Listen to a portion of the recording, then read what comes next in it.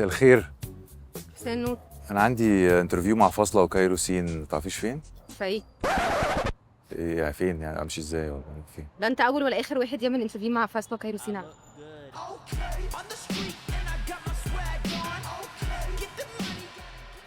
مساء الخير، ازيكم عاملين ايه؟ ايه الاخبار؟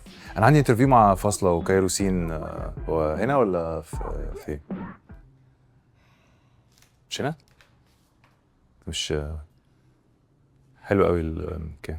استاذ احمد ازيك؟ عامل ايه؟ ازيك عامل ايه؟ ايه الاخبار؟ الحمد لله. اتفضل معايا. هو في حاجه ولا مفيش حاجه؟ فيها مش فاهمها، في حاجه مش فاهمها. حبوني ازاي يعني؟ انا مش فاهم. صدقوه. لا في فايب غريبه يعني، انا مش انت مش طلعت فاهم. فوق؟ وانا بص لحد ما نخلص ان شاء الله. هم فاكريني مين يعني؟ لا لا بيعملوا لي كده ليه؟ ما تمشيش لوحدك، ما تمشيش لوحدك عموما. اتفضل.